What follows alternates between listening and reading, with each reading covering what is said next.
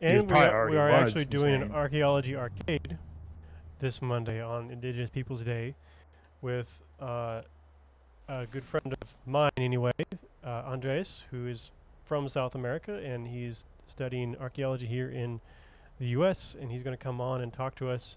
He's going to play Tomb Raider, Shadow of the Tomb Raider, or one of those that's actually in South America, and we're going to talk about that. I'm kind of looking forward to it.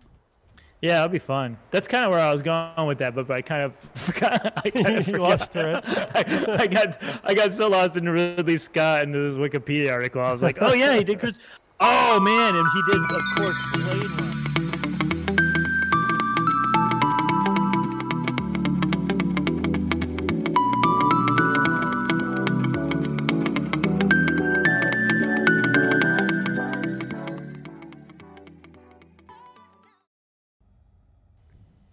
All right, welcome to yet another day of surveying in No Man's Sky. I'm Tristan, and once again, followed with my crewmate Mike, and we are going to continue our search for player activity in the game No Man's Sky. So far, we're up to 346 systems scanned, and we have no bases found. So it is a bit of a long shot, but you know we'll be excited when we finally find one. And I understand, for once, Mike, you finally have enough fuel. I do, yeah, and you know, I'm sad to say the only reason for that is because you gave me so much last time that I didn't run out. And also, this is I think the first time we started this game where I am already being attacked by pirates. Yeah, I've already gotten attacked. very dramatic. Unbelievable. Just checking we are in the same system, so. I think I saw you Yep, I see you. earlier, just So, flying around. last time we left off, we were I'm not going to try and say it, but we were at a new radial, and we had actually surveyed a fair bit of this one. But we still have at least a few systems to continue to finish up before we move on. So gonna get started then, or did we finish it? I don't really recall. I think we were close. I don't know if we got everything, but we may have. I don't know. It's hard to keep track of all this stuff. It is. Nope, I found one. Oh, And this is- remember, we are recording exactly who does what now. Mostly I just know. so that I can keep track of how little work Mike is doing. Yeah, and it's not a lot. Surprisingly small amount. You're doing a lot of the Oh. talking. That's good. Yeah, a lot of journal reading. We started that last time. Yeah. My Yep. ship was Lewis and Clark, so we read from the Lewis and Clark journals for that particular day. Maybe if we run out of stuff to talk about, we can do that again. I think that's probably will be a good idea. We should probably make it a regular. I did not make you a splash screen yet, though that might be coming down the road. A whole introduction and everything if you want. Oh wow. What do you- What's a splash screen? I don't know. It may be a word I made up. I mean, I really don't. I don't know it. I don't know what it is. And I'm thinking of like an overlay or something while you're telling your story. Oh, okay, gotcha. I gotcha. Yeah. I like it. I could always use one. Introduction, maybe even. um, I'm trying to find systems that you have not been to. It looks like you've been to a lot of them. We've almost got this one. I found one in the southerly direction. But maybe that's the last one. I thought I was going to say, nope, you're wrong.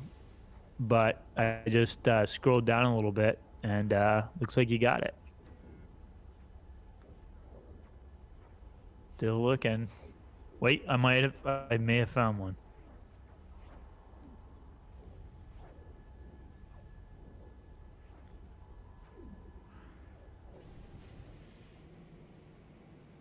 Maybe I did. Maybe this is 42 light years.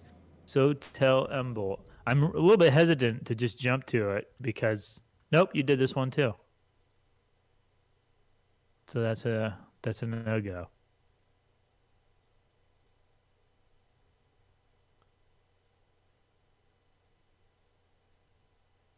I need a bigger computer screen. Huh. Much Should bigger. do this in VR. Oh, that would be cool for us. Yes. Think F-Pan will fork over for that. Maybe not this year. Maybe not this year. Maybe next year. Have you ever done any VR stuff? Like, I mean, like played games or?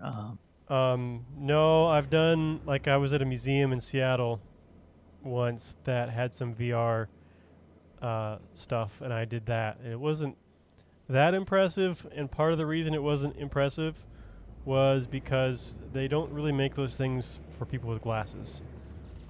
Yeah. So I had to wear it without glasses, and everything was just blurry. It just didn't work out. So what do you remember? Like what the 3D, the VR experience was for? Like what museum was it? What was it highlighting? Barbara said she played Star Trek and thought it was pretty awesome. Although Oh, I that's wonder if she fun. means Star Wars.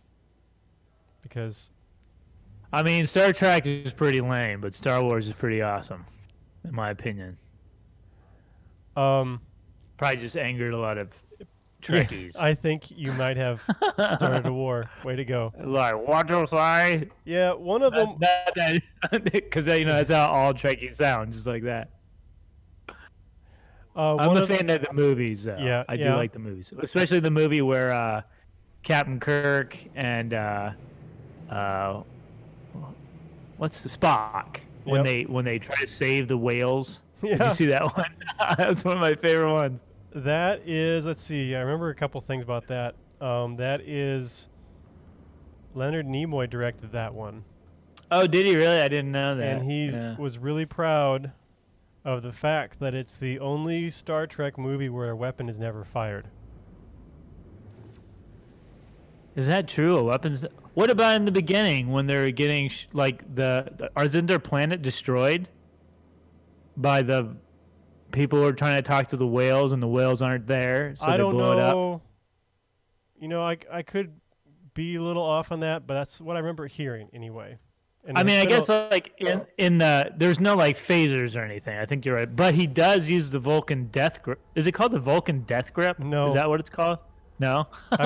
What's, I was gonna say that doesn't make sense because they don't die. you know? no, I forget what nerve pinch or something is all it is. Okay, yeah, because there's a guy he's like a punk rocker guy on the bus, and he won't turn down his gigantic stereo. Yeah. And so Spock just bam, grabs him by his neck, pinches his neck, and he knocks him out. Barbara says you can't be friends with her anymore. I assume it's because of you're picking on It's Star not Trek. it's not that I don't like Star Trek. I just think Star Wars is better. It's not science fiction though, to be fair. It is science fantasy. Star Trek kind of is too, but no, Star Wars is definitely.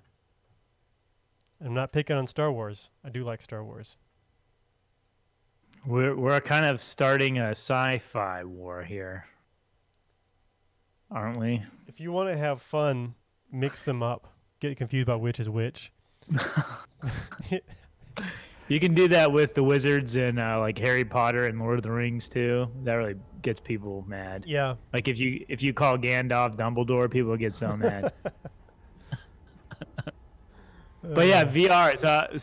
So she played either Star Wars or Star Trek on VR. I used them. I've only used them in a museum Yeah. one time so far, and it was actually at an art museum. It was in St. Petersburg, Florida. There's the Salvador Dali Yep. art museum, and Salvador Dali was this surrealist. I think it was surrealist. Yeah, surrealist painter, very famous. If you've ever seen the painting where the clocks are melting, that's Salvador Dali, and that's kind of his style. But there's a number, like the Salvador Dali Museum is in St. Petersburg, and so you can actually see the originals, and the melting clock one, which I can't remember, it might just be melting clock. I don't remember what his name is, but you can see it there. It's on display, and it's not a huge painting, but he also did like massive paintings. I'm talking like 20, 30 feet wide and long, just gigantic paintings. And those are all there too. But as part of the gallery experience, they had the VR headset where you could put it on and you would actually be inside his paintings, which is like it was really cool. It was a really unique experience to kind of be inside his art and like weird trippy stuff happening. And, you get the whole, there's a soundscape that goes with it. So it was really well done. It was and pretty unique, I think, for an art museum. A lot of art museums, even to this day, whereas a lot of other, kind of in the museum field in general, have been kind of moving away from the, don't touch anything approach to try to engage people more by, having them actually touch or experience. But it's still really hard to do that with an art gallery because, of course, you don't want people touching statues and paintings because they damage them. Unless the art's been made to be touched, basically. Right. It's exactly, whether it's like, intentionally people vandalizing the art in the gallery or unintentionally because they have a selfie stick and they knock a statue over or something. Poke a hole in it. Right. Or like sit down next to there was a thing recently where this guy, I think it was in Italy, and he was trying to pose for a picture on a 2,000-year-old marble statue, and he broke off like a part of it. Which is like bad, of course, but I thought it was a cool way to try to make a space like that where really you can't, obviously people can't touch the paintings, but this way you could really interact with them in a very unique way. But I guess if you have glasses, then that's a problem. Yeah, Barbara's right. That's the one that the glasses didn't work well. It was uncomfortable. I couldn't wear the glasses, and then I just couldn't see anything, and I was kind of like, well, this is... it lost some of its effect. Yeah.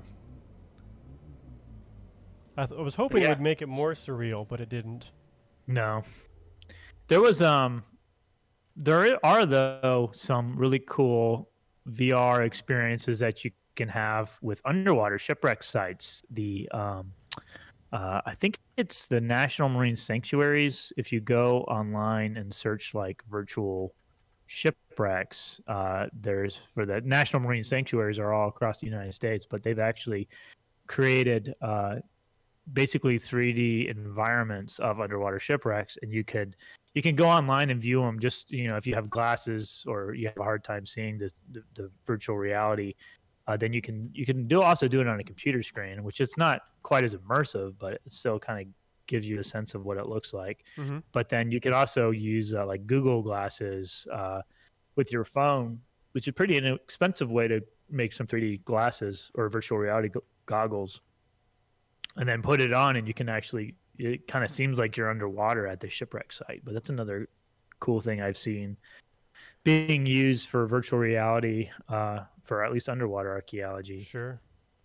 And there's a thing called Google Expeditions too, where they use a lot of VR technology, where you can actually go and do basically virtual reality field trips of like World Heritage sites. And it's not just like showing you a 3D view of Machu Picchu, but if you go on the Google Expeditions tour, it will point things out and like tell you about it as you're kind of, through this VR headset experiencing this place, mm-hmm. in your own living room, which is kind of cool. Yeah. So I'm moving us to a new radial. Looks like we may have another thin one, but that's okay. It's all right with me. Yep. Yeah, I have a friend who just got VR stuff, and I'm very envious, but I'm not going to do it yet. Yeah, there's a lot of potential, I think, with it. There even, I saw last, maybe it was in Boston earlier this year. The Society for Historical Archaeology conference was in Boston. I think it was in Boston where this is where I saw this, but there were some archaeologists that are experimenting with doing like field schools using virtual reality headsets. So it's like teaching students how to dig using VR goggles inside a classroom. And I guess that way, if it's a rainy day outside, or like now, when of course they didn't know this at the time, but now where you can't really have large groups of people meet together to do excavations, this is a way to at least teach some of the basic ideas behind archaeology. And apparently they had done some assessments of this, and they found that students that had done this kind of virtual reality headset excavations did do pretty well, like when they actually tested them in the field. Although, I'm sure you can't really replace it for the real thing. Yeah, I'm sure. But yeah, there's a lot of potential. I mean, and if they were to the point where I could replace like all monitors with one, that might have some value to it for me as well. But as of right now, I think you still need monitors as well, which is just like, well, what's the point? Come on. Yeah. What's the point? I How mean, about oh, sorry, go ahead. I was just gonna say there's plenty of interesting stuff with it, but that's what I was hoping for anyway.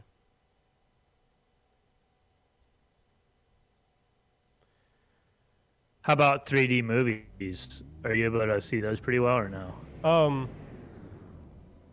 Yeah, because you can just put the glasses over your glasses usually. Oh, gotcha. Okay. Yeah. They just didn't fit inside the headsets they had at that.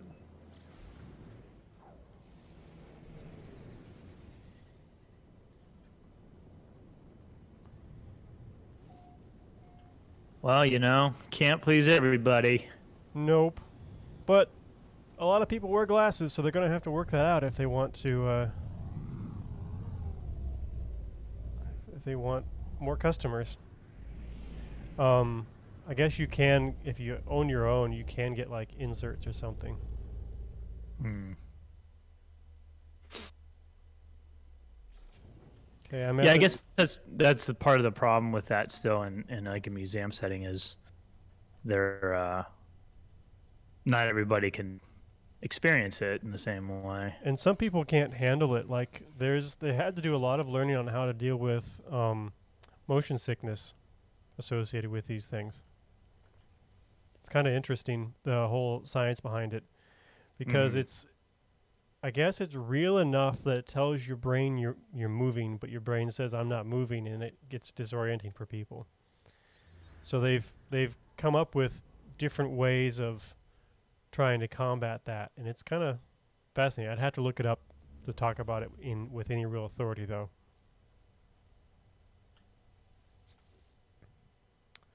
Okay, I'm at our new radial, and I'm naming our base right now.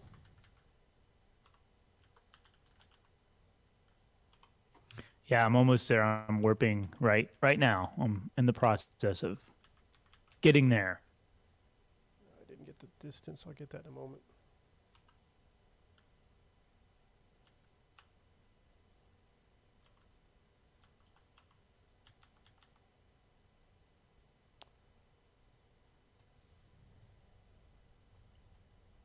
All right, I'm here.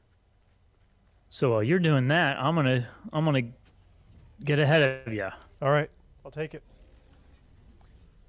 Maybe. We'll see how far I get. Go into my first system after I name it. And I'm going to put my initials first. Let's see, how far did I jump?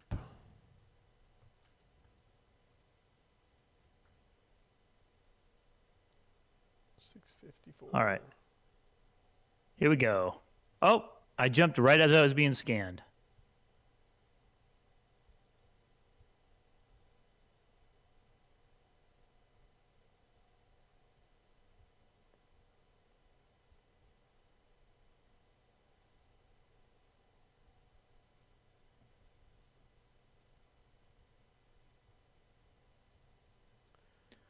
Okay. Maybe this will be it.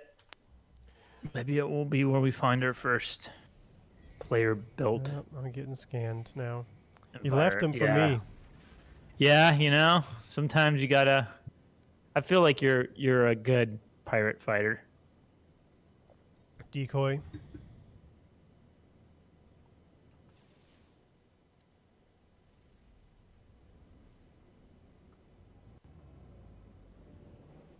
Oh, that was a rock. All right. First scan of. Nope. Big surprise.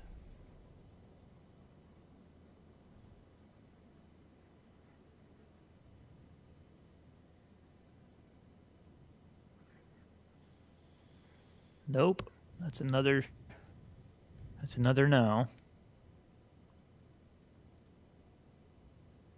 And no.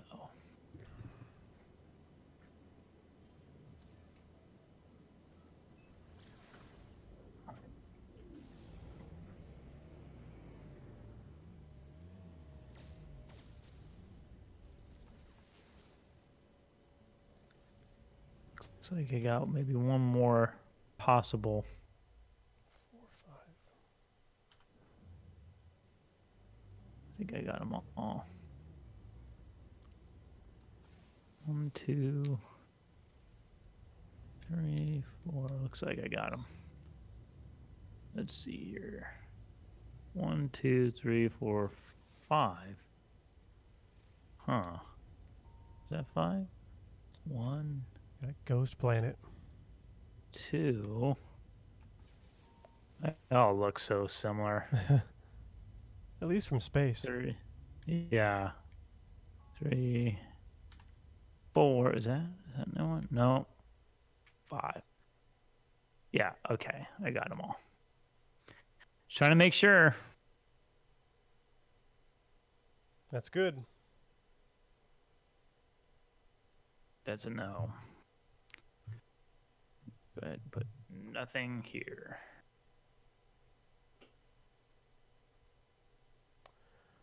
All right. Coming back.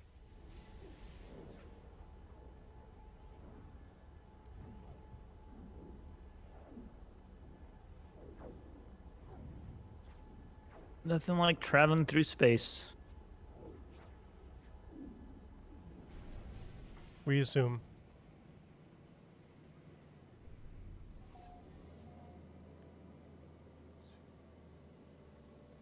Four planets, 2 moons.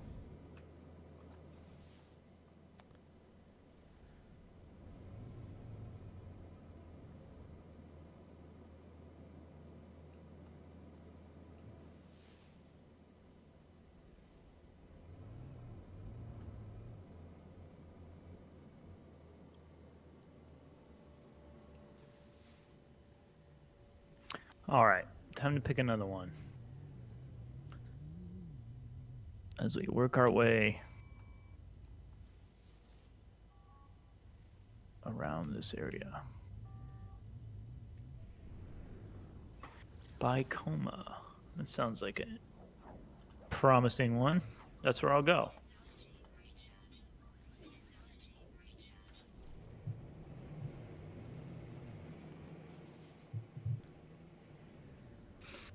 Go ahead and enter it in our database. So I gotta, for the website, do we have we don't have the database up. No, right? the database is not accessible. If we come up with a good enough reason, I could make it view only, but I can't imagine anyone would honestly want to look at it. Although now that they can see who's doing what, how much work, that might be a different matter. But no, that's no database. But I do a weekly or after every survey, I do a little report. And as this is our 10th survey, I'm going to do a little recap report, kind of summing up all previous 10 surveys and kind of keep them kind of grouped up that way. And we had talked about, because we are past 300 couple episodes ago or sessions ago. Yeah. So what should we do for when we hit 500? Just be sad that we haven't found anything. Yeah, yeah. Or we assume, right? We don't know. We could find something by then. That's a possibility, yeah. We could do a big celebration video or something. We could do like a dance. Everybody could submit a dance video. We could do your best fieldwork dance, and people could submit their best fieldwork dance. Fieldwork find. What did you call it? Field dance, I think is all Field it was. dance. Yeah. Yeah. It could be, yeah. So everybody submit, and then we could then create like a video collage of all the submissions we'd get from all the hundreds of submissions. All the 100 submissions. Hundreds and hundreds of people would submit their fieldwork dance videos. It really. Oh, hold on. I think Mike has a guest.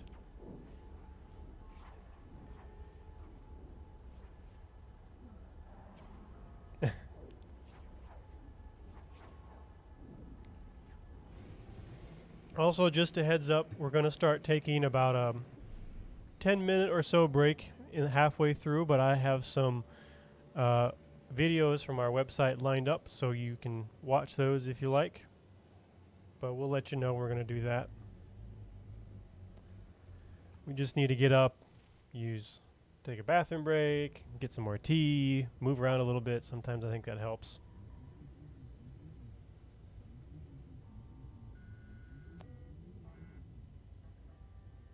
Yeah. Yeah, Barbara knows what it's like to have dogs. Redacted. More pirates, are you serious?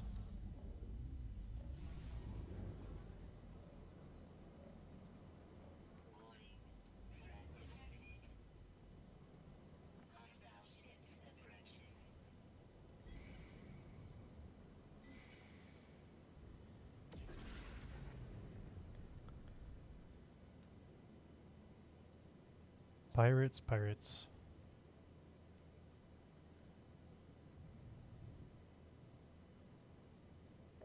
Just like I imagine was true in most situations, the best option with pirates is usually to run away. I'm back. You're back. Crisis averted. I'm back. Did you chase away the scary man at the doorbell? I did. the delivery person. Yeah. Well, I heard I caught the last part of you talking. Did someone ask a question about pirates or just No. general? I was getting attacked by pirates again. Oh, gotcha. Yeah. Yeah, it happens. All right, where was I? Not finding stuff. Okay. Looks like I'm going to have to go behind this planet to see another planet.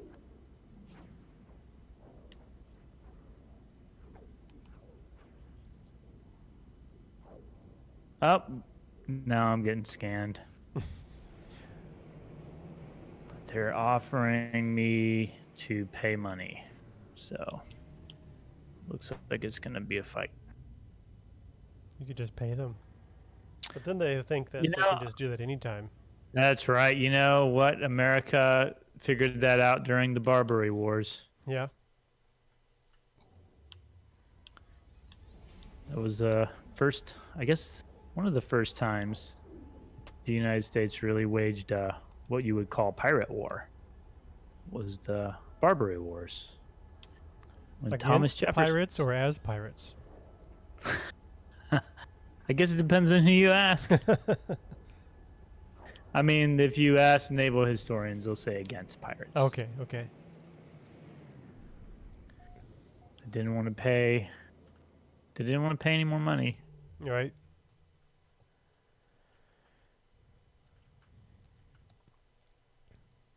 So I did a little looking and I found some interesting articles. I like to look up archaeology that's as it's happening right now, because one thing a lot of people think is it's been something that's done. Archaeology's over. But actually it's something that's always going on, always changing. So one example is, and I can link them, is there's a team in doing archaeology in Israel that thinks they have found a sign that people 200 to 400,000 years ago were actually heat treating stones to make into stone tools for knapping. So basically, you think of how someone makes a stone arrowhead or spear point or knife, and they knock little chips off. Well, some types of stone really are not as good as other types for that kind of thing.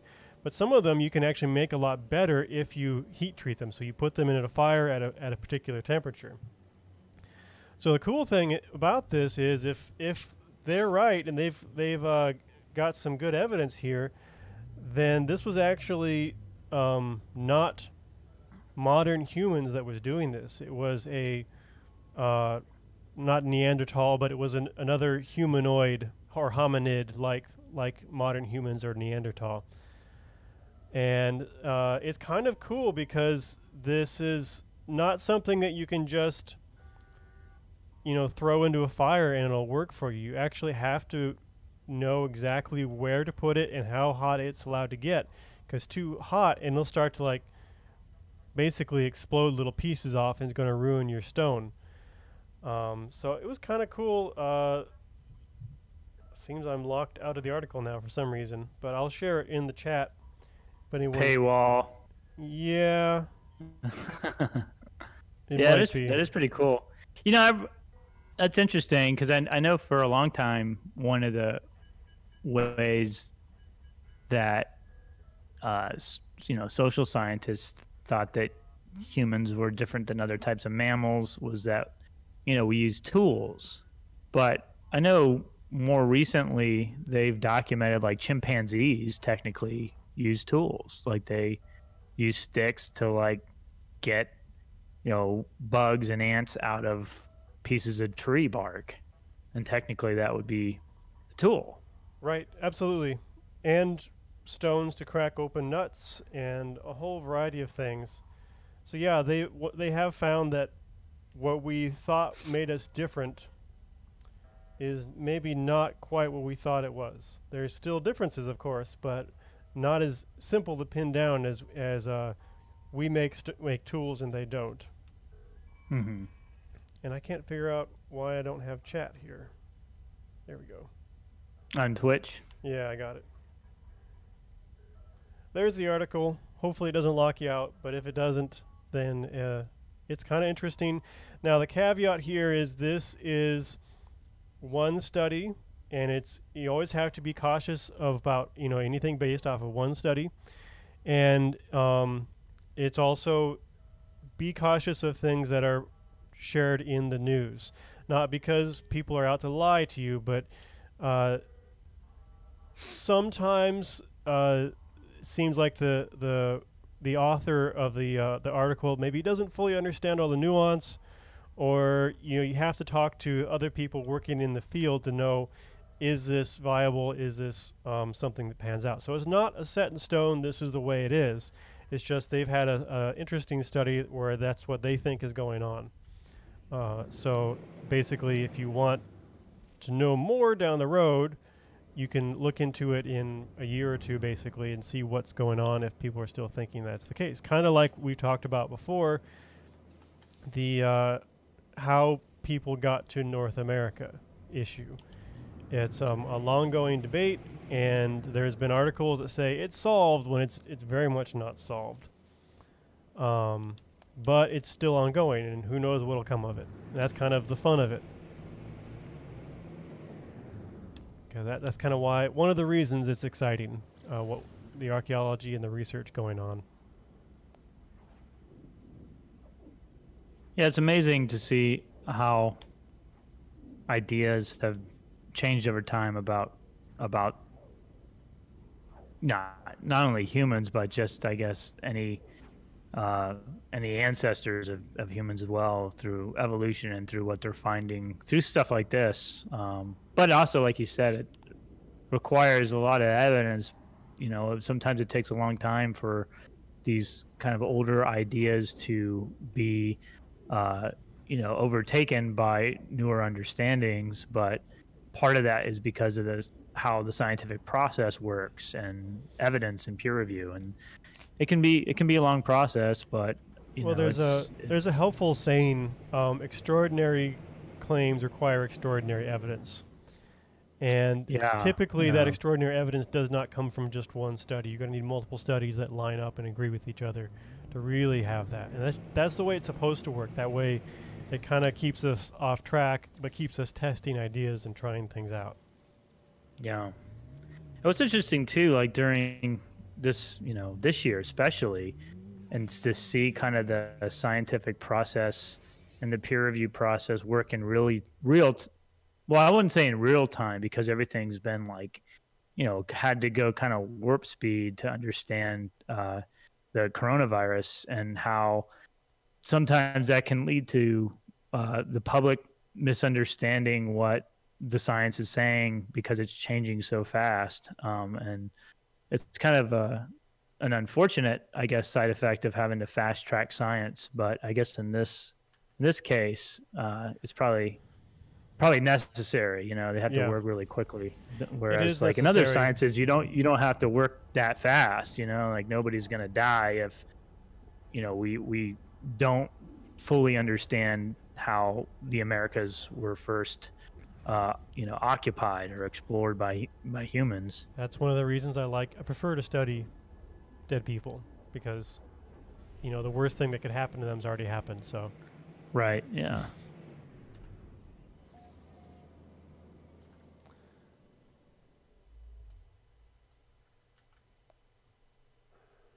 All right. I did another system and I came up empty.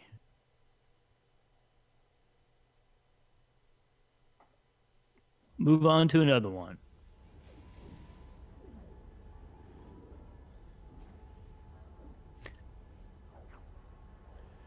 but yeah, kind of a key example, like, for that I've observed with like the how science is reported on, and sometimes there's some problems with the way that's done, is there's all that confusion on how effective masks are.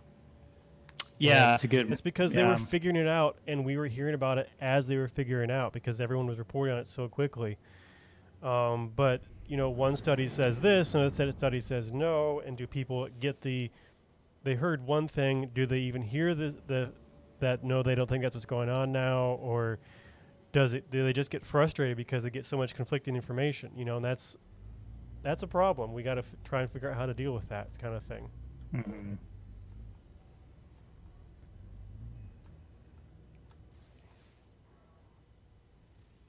Yeah, I don't envy the scientists having to study that, No, but it's good that they are. You know. I'm grateful. I just don't envy them. Yeah, but you're right. I mean, I think a lot of times too, even with when you see articles for archaeology that get published, and a reporter from a news magazine or newspaper will, maybe get a press release about it, and they may or may not contact the authors. I think a lot of times when they're, especially nowadays, when there's a lot of competition for getting articles out first. Pressure, yeah, yeah. Pressure. There's, for really for monetary reasons, to get clicks basically before other maybe news groups get the scoop. Well, But that can sometimes lead to them maybe not accurately reporting what the conclusions in that study actually say. They might misinterpret it, or they might not ask other opinions, like you said, that may not be what the majority of professionals accept, which doesn't mean that it's wrong, but it's also can be a problem in terms of putting information out there that may not have it may not be completely accurate, or just may be not really well tested to be considered the kind of mainstream understanding of that particular that particular site, or whatever conclusions they're making from a find. I think it comes down to, as well, sometimes scientists and journalists are working from cross purposes. Not that's not quite the way I want to put it, but they have different goals and things they're trying to accomplish. And so a scientist will say, things like there's a probability that this is the result, but it could be the other things, and it doesn't make a good article with all that, how people would see it as waffling. The scientist is trying to be accurate, but the journalist is trying to sell the story and trying to report on the story, and it's just they have different agendas, and I think we need to try and figure out how to get those two to mesh better sometimes. Yeah. I mean, I did not too long ago. I looked at some of the most recent history and archaeology books that were written for a popular audience that made bestsellers lists. So New York Times top 10, top 100 lists. And what was really interesting is what I found is that a majority, if not all of it might have been close to all of them, were not written by historians or archaeologists. They were written by journalists, and that's because they're trained in how to engage people and communicate and be good storytellers, which makes for interesting reading. I mean, I like to read those. Some of my favorite history books were actually written by journalists. Tony Horowitz has got some great books that actually do a really good job of accurately communicating the current understanding, but that's not always the case. So I think one thing that professional historians in particular, but archaeologists as well, is we're not really getting good training in communicating to a more popular mainstream audience. We're trained, especially in history. I mean, we're trained, if you're trained to be a traditional historian, you're trained to write in a very specific way. That is not fun to read usually. It's not fun to read. You're basically writing you're writing in jargon for other historians. And you're writing to publish, a dissertation, or you're writing to publish in a technical journal or a scholarly journal. And that's just those typically, you can find some that are really interesting, but you'll be hard pressed to find one that's that's really, really engaging. Whereas, you pick up some of these other books that were written by journalists, and they are really engaging. And you're right. I think part of the problem is they may not be, they might be making statements that are not necessarily 100% known to be truthful or factual, or sometimes a lot of times just as nuanced as we would like. Right. Yeah. Because there's a little bit more going on than that. But it's right. If you go through all the detail about why we think this is this, but it could also be this, that's not necessarily interesting to read. It takes a lot of work a lot of deep understanding, and it is hard to make that interesting. Yeah. Absolutely. That is, we're lucky enough to work in an organization where that is our focus, but it's not a very common one. It's becoming more common. But organizations, science-based organizations that feature or focus on communication with general audiences is not super common still. There is, what is the institute? There is an institute that is all about training scientists to talk about their research. Oh yeah, that's the guy that was on MASH. Yeah, Alan Alda's in there somewhere. And I know he's been on a bunch of other stuff too. And he does a podcast, and he actually has. I read it. It's a pretty interesting book. I think the title is "If I Understood You, Would I Have This Look on My Face?" Yeah, that's a good title. But it's a good, interesting book. It has some very good ideas, but also, and he does say this, but also there's he talks about some things that he says, science hasn't shown this to be true. I think it's true. So that's the kind of an example of the differences, though, I think. Oh, yeah. Yeah. So it's not that it's not worth reading, but you have to kind of be cautious with what you get out of it, I think, sometimes too. Mm-hmm.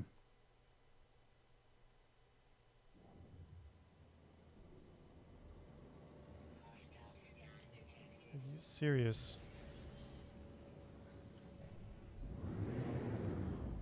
I swear, every single system I'm getting attacked by pirates. Pirates? Yeah. Yeah, I've noticed this time. I've not every system, but definitely a lot more than the last few sessions we've had, which is interesting. Maybe we're getting close to something. I think I need to upgrade my weaponry. Probably, or probably not. Yeah, they've been a little bit more annoying Yeah. in terms of me being able to easily just deal with them. Let's see here. It's flying away slowly. Yeah, this system isn't huge, is it? Oh, I have no fuel, that's why. Take care of that. Time to fuel up. Oh, yep, I'm getting scanned. Maybe I can jump real fast. Nope. Looks like I'm gonna have to fight.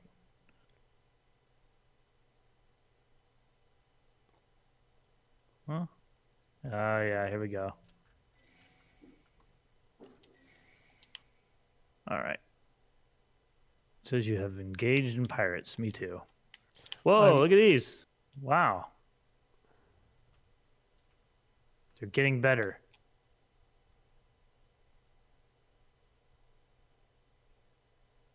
Yeah, I'm glad I invested in these missiles. When I've been playing this for fun, not for work, there is a kind of a shotgun thing that you can upgrade. It's pretty nice. I may have to do a little upgrading on this one. Oh, man. Yeah. Could use that right now. Yeah. Man. I'll wait till I'm not streaming for that, though. Yeah. Not working. Hey, it'd be useful. All right. Finally. Jeez. Navigational. Oh, okay.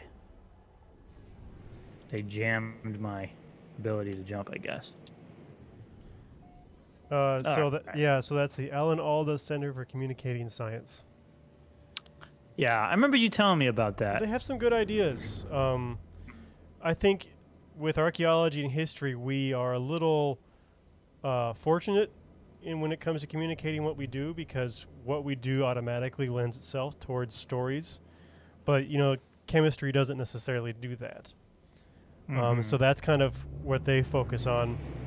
And one of the pieces of advice I really liked is they encourage people to not just say, you know, this is the science and this is what we did and this is how it turned out, but also to talk about their setbacks and struggles, because that actually makes a far more compelling story. And they're right. Adversity. Yeah, a good example I saw of this, and maybe I should see if wow, that's an interesting looking planet. Maybe I should try and find the article itself. But we talked about the Hunley a while ago, which is a Civil War submarine that they recovered in surprisingly good condition. And so there's idea, and they've pretty well shown this, I think, that the crew actually died of the concussion of the explosion. Basically, the shock waves going through the water, hitting the steel tube, then air, it goes at a different speed, then it hits their water in their bodies, and that basically kind of exploded their lungs and their brain, essentially.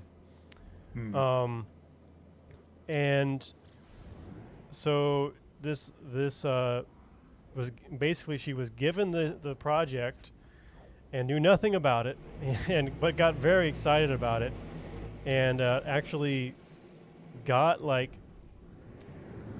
a huge amount of gunpowder, and found a guy who made themselves a scale model, and they found a private lake where the owner agreed to let them basically blow up gunpowder in his lake to test the the theory that it was the shock wave.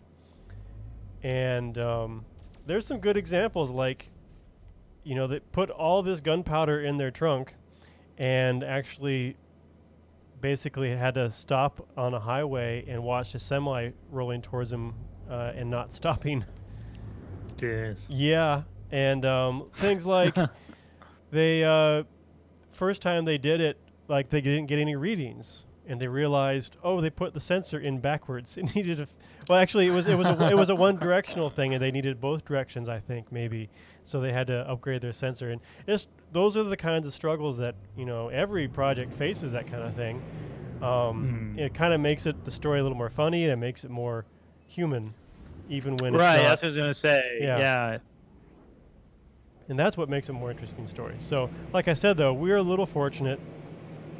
It's because we already have a human story. Although we can add some of those elements, I think, would probably help with archaeology as well.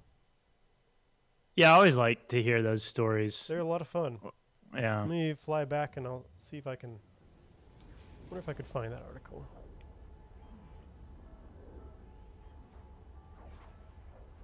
It's gonna be easier than finding a human-built base. Yeah. In this game, that's for sure. It might be.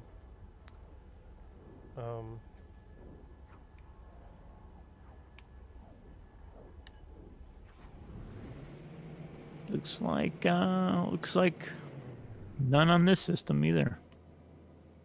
On to the next one. I'm gonna put a none in this one. None. I feel like on this one I'm keeping up with you. Sort of. Yeah, it's looking fairly close.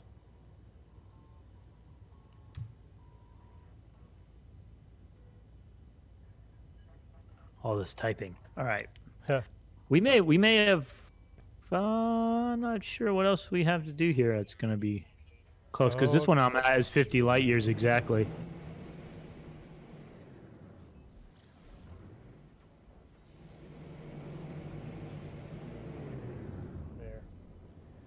Coming back.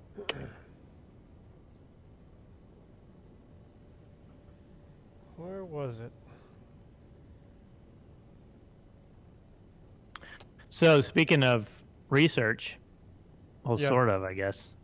Yesterday, when we've talked about the Heritage Monitoring Scouts program that we do, where we're documenting archaeological sites that are threatened by sea level rise and storm surge across Florida, across the state. And so yesterday I went out with Nicole, who's our Northwest public archaeologist out of our office in Pensacola.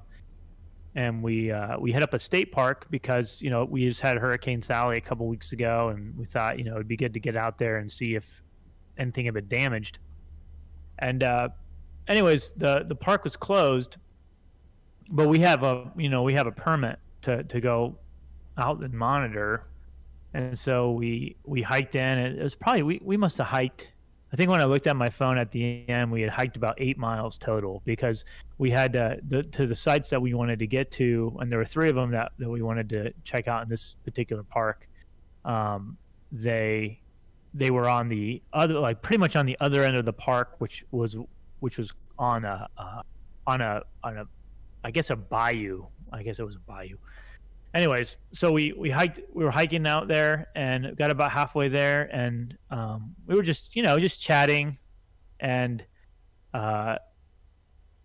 we weren't in tall grass or anything. I mean, it was all like right on the trail, and I just happened to kind of like hear something rustle, like literally right in front of me, and I looked down, and it was a cottonmouth snake with its mouth like wide open. I mean, it was just a couple feet from us. So we actually almost stepped on this cottonmouth snake during this that hike out there, which was that was interesting. And then, but anyways, we finally the sites that we were looking for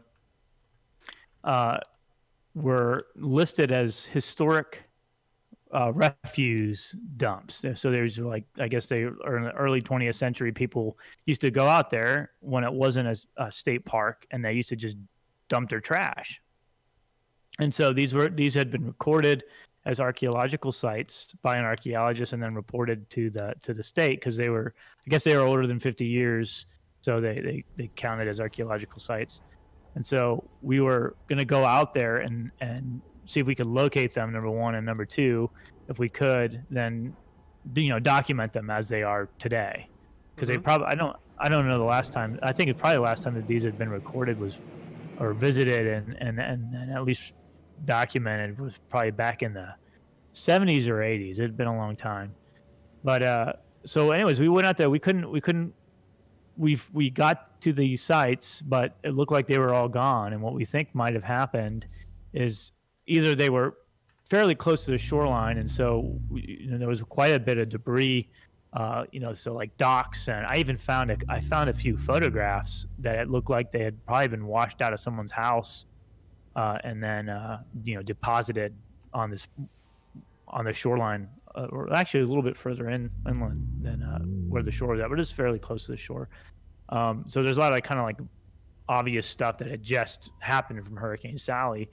But so either this stuff probably was washed out or covered up by just sediment, or another possibility we think is that one of the rangers actually told us that at this particular park there's a Navy base pretty close by, and one of the things that the naval personnel, the sailors will come and do is they'll come and volunteer their time to do cleanups. And so it might be that when the personnel came out to do some of these cleanups, a lot of these historic dumps were just right off of what are now trail systems. And so it could have been that one possibility is the reason why they weren't there anymore is because the volunteer cleanup crews came out and cleaned it all up. Mm-hmm. So, whoops. Which is all speculation. We don't really know. It could have been we just didn't find where they were at too. That happens. That definitely could happens. Could have been it. But that's the kind of thinking process right now. But I don't know. Apparently the Rangers are going to go back out there and check and see. But they might have just been covered up too. Right. I mean, there was clearly a good amount of debris that had washed up. To bring it back to the Hunley briefly, because I did find that article. It's actually in Smithsonian. Okay, yeah. It's in Smithsonian Magazine, and the author and the engineer who did the study is Rachel Lance. And apparently she wrote a book, which actually, based on her article, I think I want to see that book. So I may look into that. Yeah. Yeah, that sounds like Hunley's a fascinating cool subject anyway. Mm-hmm. Yeah, it is.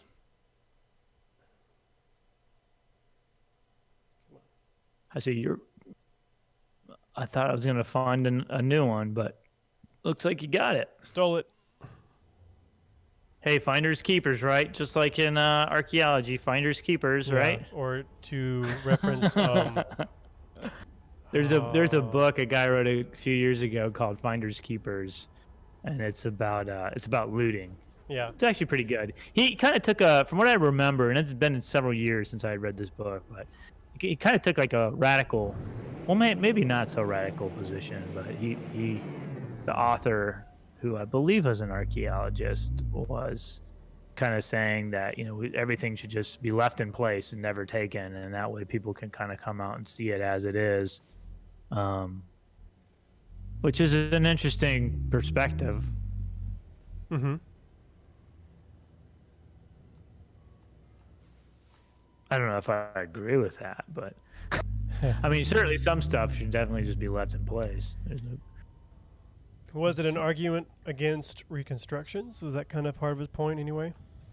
I don't know if he really got into that. I mean, from what I recall from the book, a lot of the work that this guy had done, I think it was a guy. I'll have to look it up real quick. But it was called Finders Keepers. But I think a lot of stuff he had done was really out west.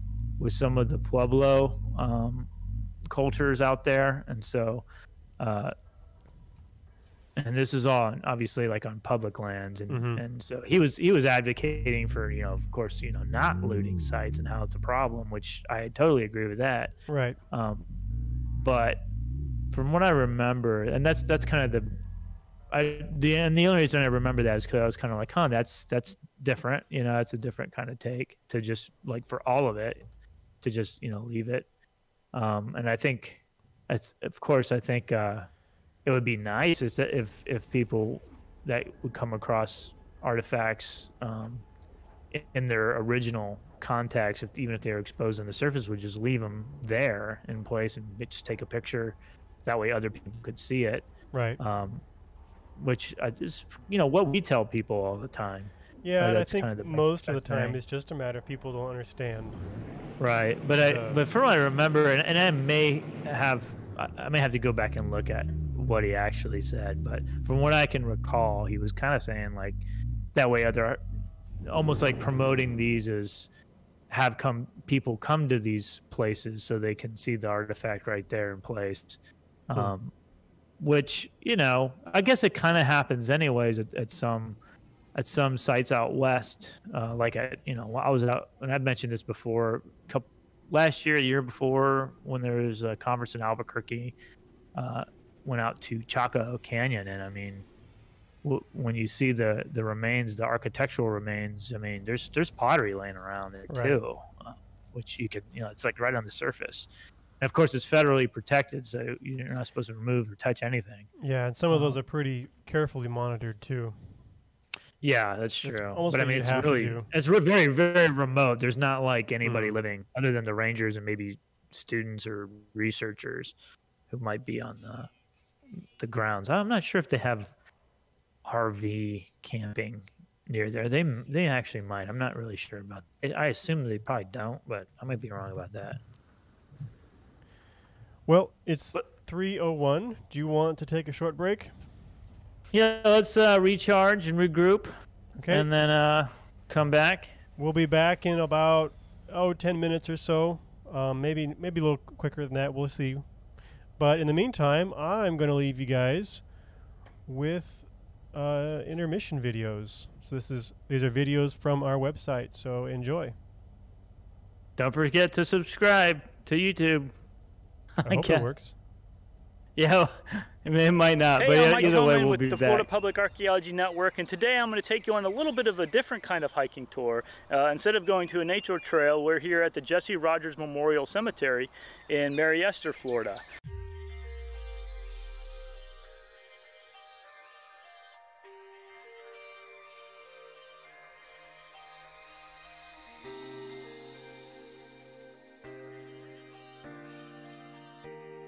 The Jesse Rogers Memorial Cemetery is a historic cemetery that's located right along Santa Rosa Sound. And we often think of cemetery as being spooky places, but for historians and archaeologists, cemeteries are actually like outdoor museums. There's so much information, so much that we can learn from the past by visiting and preserving these historic cemeteries that they're worth visiting. But the reason why we're here today is because the Jesse Rogers Memorial Cemetery is known locally as a legendary burial site of a former pirate named Jesse Rogers. That Jesse Rogers, we know, was not a pirate. He was a cattle rancher. He did settle, and he was one of the original pioneers for this area. And he is buried here. So the cemetery is named after him, and he's buried here. A lot of his family members are buried here. But starting in the 1950s, a sort of folklore began that Jesse Rogers, in a former life, had been a pirate, and that his treasure was actually buried with him, his burial site. This all really came from the Billy Bow Legs Pirate Festival. In the 1950s, the city of Fort Walton Beach wanted to start to compete with some of the events that were taking place in Pensacola and Panama City. And so basically they started this pirate festival because there was some information that these pirate festival organizers found that said that there was a local pirate by the name of William Rogers Bowlegs who used to operate along the Santa Rosa Sound in this area. That story, though, is completely fabricated. There's no evidence that there was ever a pirate by the name of Billy Bowlegs who operated in this area. Eventually, the festival organizers started to say that William Rogers was actually Jesse Rogers, that Jesse Rogers in a former life had been this pirate after parting ways with the Lafitte brothers in New Orleans. And they sort of started this rumor, and it got picked up, and that's the story that they ran with. Almost immediately, though, the Rogers family came out and denied this story. They said it was completely made up, it was fabricated, that Jesse Rogers had nothing to do with piracy or buried treasure, that all of it was made up. But that really didn't stop the organizers from keep promoting this kind of idea. And so it turns out that the festival organizers probably first heard about this story from a map that was published in 1950 by a guy named Ralph Odom. And this map, it was a way to promote tourism to the state. And so basically Ralph Odom, and he compiled all these different stories around the state about buried treasure. And one of them happened to be about this guy named Billy Bowlegs. And so that got put on the map. And now this map was distributed widely. There was tens of thousands of these maps that were published and distributed throughout the entire United States. So they became really, really popular. And so that's probably where the festival organizers first learned of this individual named Billy Bowlegs. But the first publication of this fictional pirate named Billy Bowlegs comes from two books. One was published in 1930 and another one was published in 1935, both by the same author, a guy named Alphonse Hyatt Verrill. In 1930 he published a book called Lost Treasure, and then in 1935 he published another book called Romantic and Historic Florida. And in both these books he recounts this tale of William Rogers Bowlegs, who lived here along Santa Rosa Sound. Unfortunately, neither of these publications say where he got the information from. Well, it turns out that he probably got the story from a local captain, a guy named Captain Patterson, and he was a sailor. And so Captain Patterson told stories. Captain Patterson did what a lot of sailors did, dating back hundreds of years, and that is something called spinning a yarn. Spinning a yarn basically means to tell tall tales. And for sailors, the better you were at telling these tall tales or spinning a yarn, the better of a sailor you were. So it wasn't uncommon for sailors to tell these stories that were either embellished or completely made up. One of the things that we know that Captain Patterson and other mariners like him did in the late 1800s and early 1900s around this area is that they took people out on what they called excursions. They'd board these steamships, and the steamships would take them down Santa Rosa Sound, and they'd basically stop around different little hotels that were up and down Santa Rosa Sound. Sometimes these would be just day trips. Other times they could last several days. When they took them on these excursions, it was like any boat ride. You had to keep people entertained. And so a lot of the times what these captains would do is they would tell people stories. And so Jesse Rogers was not a pirate. There was never a pirate named Billy Bowlegs who lived in this area. And there was no pirate buried here at the Jesse Rogers Memorial Cemetery. But this is still a very important historic site. There's a lot of burials that date from the earliest pioneers who came to this area, and being right here on the waterway, this cemetery faces a lot of different challenges, from things like sea level rise and erosion, but also from human use. I think most people respect cemeteries and do what they're supposed to do when they're visiting them, but unfortunately, like all cemeteries, faces challenges like people coming in and vandalizing markers and things like that. So it's important anytime you visit a historic cemetery to make sure that you be respectful and certainly don't cause any damage to any of the headstones. If you come out here to do cleanings on historic cemeteries, there's a certain way to do that. You certainly don't want to ever use bleach. But we have workshops at the Florida Public Archaeology Network that can help you, if you're interested in preserving cemeteries like this, do it the right way.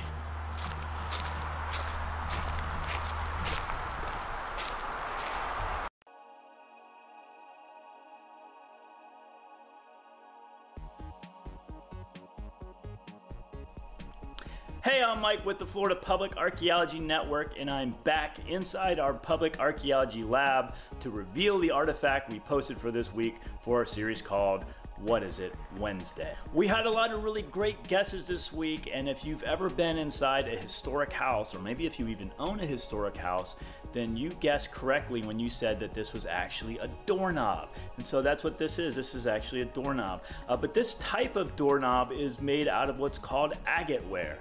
Now, agate ware was developed in England in the 1740s, and it is not a stone, even though it has that kind of marbling effect.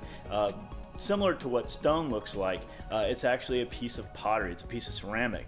And the way it was developed is basically what they would do is they'd mix two different types of clays together, usually a red colored clay and a white clay, to give it that kind of veining pattern so it would look like stone.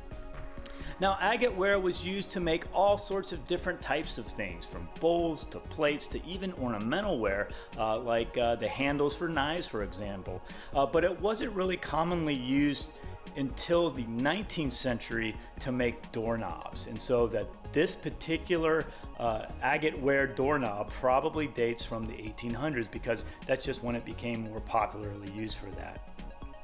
To learn more about ceramics, I'm going to post a link to the University of Florida's Natural History Museum Historic Ceramics website in the description of this video below. And as always, this is a great book to learn more information about artifacts during the colonial time period, a guide to artifacts of colonial America.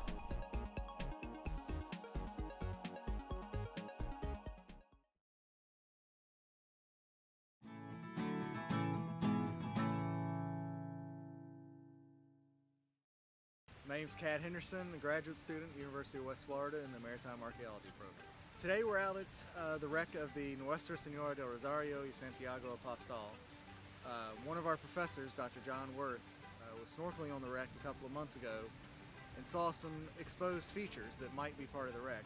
And our goal today is to identify what those features are and determine if it is part of the wreck. My thesis is concerning the construction of the Rosario and comparing it with other European vessels of the time, using historic treatises as well as other archaeological sites. Today is a very simple dive since we're not actually excavating or recovering any artifacts, so we don't need much equipment. The divers are basically just swimming around and looking and hoping to identify what is there. I'm Greg Cook. I'm assistant professor at the University of West Florida in the Department of Anthropology. Most of the diving we do is using basic scuba dive equipment that you can get from any shop and instruction from any dive shop. It's going to be composed of mask, fins, snorkel, the regulator that allows you to breathe air out of the tank that you have strapped on your back. We also have more specialized equipment. We have surface supplied equipment, so you don't have that tank. You can breathe off of a hose from a surface compressor or surface tanks. And then in terms of our scientific diving, we have a lot of extra tools, slates with mylar drafting film that we can write on underwater and record our notes and have messages to each other. Other things like underwater metal detectors, underwater magnetometers. We use sonar devices for survey, and for excavation we use a water induction dredge. So it can be a very equipment heavy endeavor, but a lot of these things are useful for what we're doing underwater. Rosario was built in 1696 in Mexico. It was a large 50-gun frigate, and it was in Pensacola in 1705 to take on a cargo of ship's masts that had been cut for the fleet the ship belonged to. And it had the bad luck of getting caught in a hurricane 2 days after arriving in Pensacola and wrecked here along the north shore of Santa Rosa Island. The site was excavated from 1998 to 2002, and over 25 meters of articulated hull structure was uncovered, as well as 5,000 artifacts as well.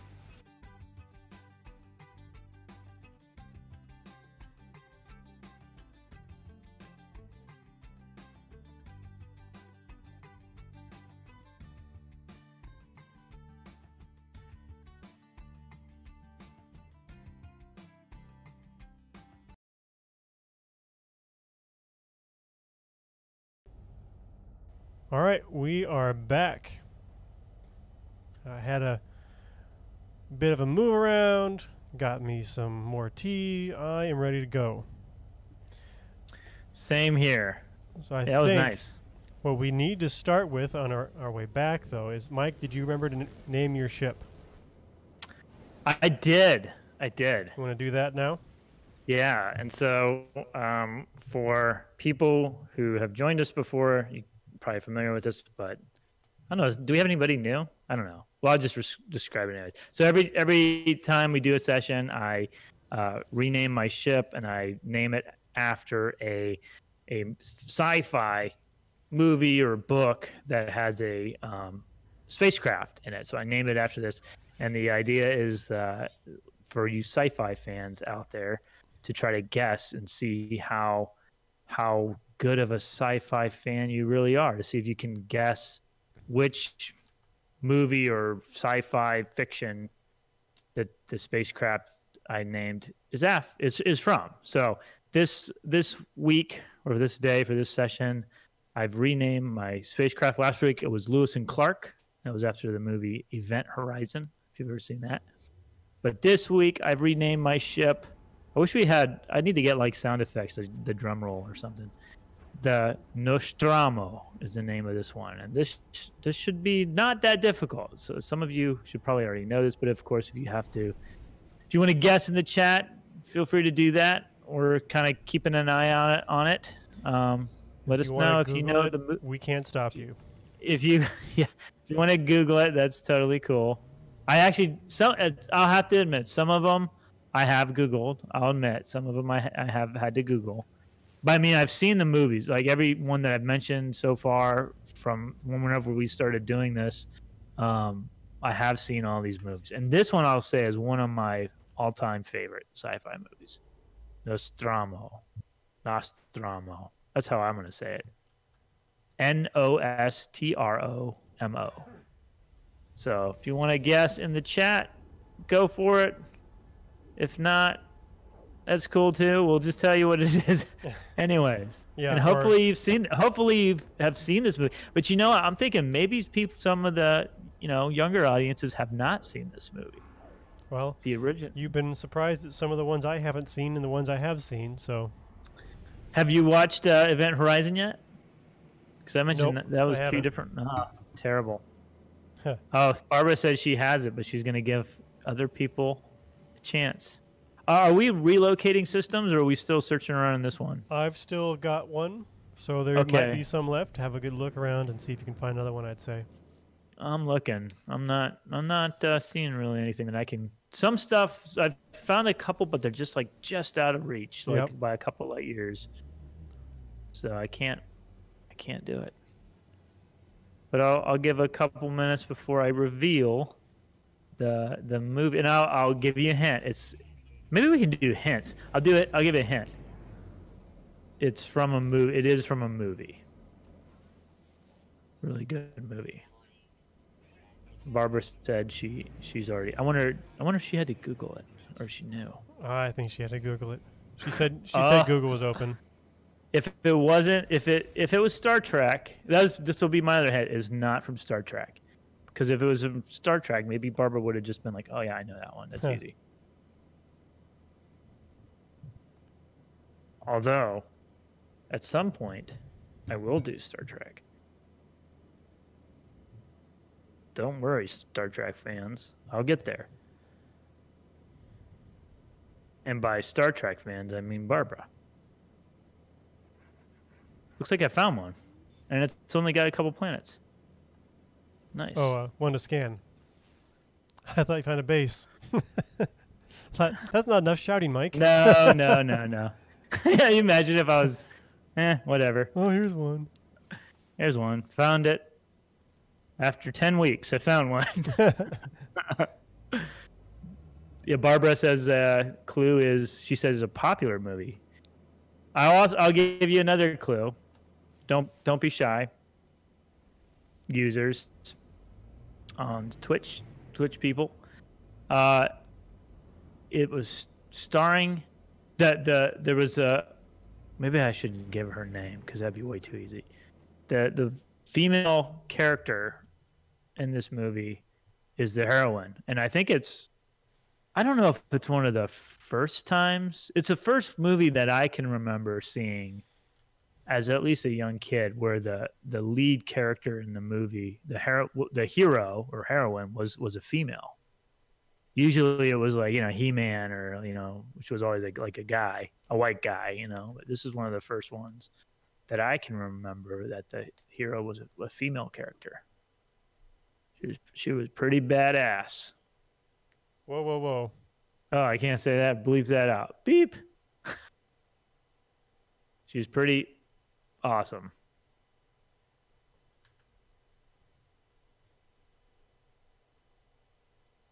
Well, one thing about the system is, this is it's interesting that these planets are like all aligned with each other, so they're hard to scan. I think Barbara's about to reveal it. She's giving the countdown. She did the count. She got impatient. Yeah. Alien, yeah, that's right, Alien. Oh, my Achilles heel. Did you not know that? I haven't actually seen Alien. We've been through over this because you've had an alien ship before. Did I? Yeah. I hope it wasn't this one. Maybe I did. Maybe it was Aliens, the second Alien. That's right. I did name that one. Yeah, it was the second one. No, this is the first. This is the original. It came out in 1979, starring Sigourney Weaver. Unbelievably awesome movie. If you've never seen it, it's still. I've recently watched this again, not too long ago, and even though this is, I mean, geez, this movie's it's 41 years old now. This movie, but even though it's that old, it's still like a really scary movie. Even though this is well before there are computer generated special effects, or maybe it was just kind of in the very beginnings. But yeah, this is a great movie. Awesome movie.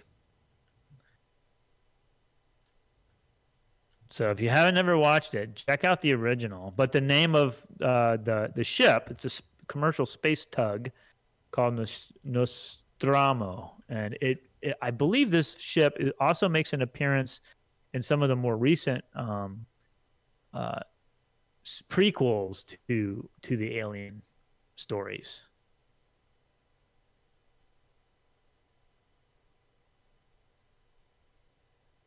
And of course, it's directed by Ridley Scott, who he has a new series, I believe, on HBO called what's the name of it? It's called something with wolves. I haven't seen it yet, but it's apparently really good. But he directed this movie and a bunch of the other. Oh man, I'm smashing into stuff. I wasn't paying attention. So yeah, man, you should totally, when we're done with this, you should rent it or buy it, probably buy it even. Yeah. It's a great movie. If we can find it on Amazon, we could potentially do a Twitch stream watching it. I think they're allowing that. That could be our 500. That would be a lot of fun. Yeah. Oh, Ridley Scott also directed 1492, Conquest of Paradise, which is about, the discovery of the quote in quotations discovery of the Americas by Christopher Columbus, who, of course, this next week is what used to be, I guess it's still called Columbus Day. It's more commonly now referred to as Indigenous Peoples Day, but that's actually a pretty good movie. I'd have to rewatch that though. This was, of course. This movie came out in the early 90s, but from what I remember, it was fairly accurate. But of course, I know a little bit more about that history now than I did when I first saw that movie probably 15, 20 years ago. Of course, Columbus went nuts. Went totally insane. We are actually doing an Archaeology Arcade this Monday on Indigenous Peoples Day with a good friend of mine anyway, Andres, who is from South America, and he's studying archaeology here in the U.S., and he's going to come on and talk to us. He's going to play Tomb Raider, Shadow of the Tomb Raider, or one of those that's actually in South America, and we're going to talk about that. I'm kind of looking forward to it. Yeah, it'll be fun. That's kind of where I was going with that, but I kind of forgot. You lost thread. I got so lost in Ridley Scott and this Wikipedia article. I was like, oh yeah, he did. Oh man, and he did, of course, Blade Runner. I mean, Ridley Scott. He did so much. Like, oh man, if you look through his filmography, it's pretty impressive. I forgot that he did also Gladiator with Russell Crowe. That was a really good movie. That'd be a fun one to do too, with an archaeologist that does Roman archaeology, because that there's a lot of that. Although I don't know anyone. I guess Christina Kilgrove. She does Roman archaeology. So although she's not at UWF anymore. I think she's can't remember where she's at now. I think one of the Carolinas, either South Carolina or North Carolina, one of those. But she's a biological bioarchaeologist or biological anthropologist, kind of looking at human remains of ancient human remains from ancient Rome. Oh, and I think wish I'd saved that article now. I saw one briefly. Her name came up actually in an article I was reading. And it's basically it's not Pompeii, but it's a situation a bit like Pompeii where a volcano erupted. Oh, with the glass, with the skull that turned into the glass brain? That one? I saw okay. Not like solid glass, as I understand it, but there's like glass crystals in the brain, and they think that it was so hot that it actually turned parts of the person into glass. Or, not... You say that and it sounds like dramatic, like they're running around with a glass arm or something, but no, not that dramatic, but still kind of fascinating. Well, I saw a headline for that on, and we had, just like we had just talked about how journalists sometimes, embellish things to get people to click on, and that was basically what the headline was like the whole brain was glass. If you just read the headline, then that's what you would think. Of course. That's what I did. I just kind of was, I said, oh, that's kind of interesting, but I just didn't have time to read it. I was looking at other stuff. They did a decent job within the article. They actually brought on some other scientists, and they, basically like, no, I don't think this is what's going on. They disagreed. So it was pretty well done in that regard, anyway. Can't scan anything. Yeah, they're. Speaking of like human remains and bioarchaeology, there was a few years ago that made, I think really National Geographic had done quite a big feature story on it, and I think they even like PBS Nova, which is a great series if you've never seen the PBS Nova. They have a whole series about death. I'm trying to remember it. It's got some name they call it, but anyways, Nova PBS is who produces this series. I'm going to have to look it up now. But anyways, several years ago, archaeologists working in an underwater cave in Mexico in the Yucatan, they have hundreds of what they call cenotes, and they're basically just these like sinkholes that fill up with water. And I guess it was probably like 3 or 4 years ago now, but some divers had been in a cenote in that area called at a site called Chan Hole 3, or I'm sorry, the name is called Chan. It's in. I'm gonna have to find the article, but it's in a Mexican state called Quintana Roo, in the Yucatan Peninsula. And some divers went into this particular cenote, and they found very well preserved human remains. I think at first they found the skull, but then they went back and they found some of the other skeletal remains of this individual. And they knew it was old, but they didn't know how old. So they started doing more research on it, and they determined that it was a female that had died almost 10,000 years ago.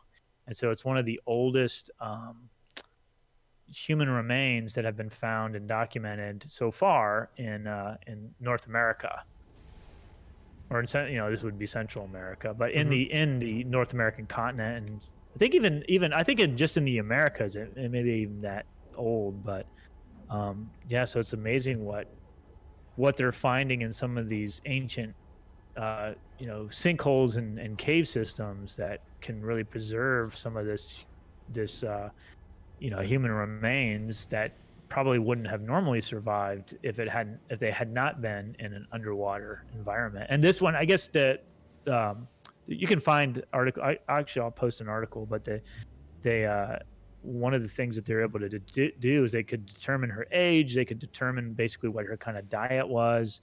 They could determine some of the injuries that she had sustained over her lifetime. Apparently, she had several injuries on her skull that had actually healed over time. They could actually see that a healing process that had taken place. So they knew that the injuries, at least some of these injuries to her skull, was she lived after she received them.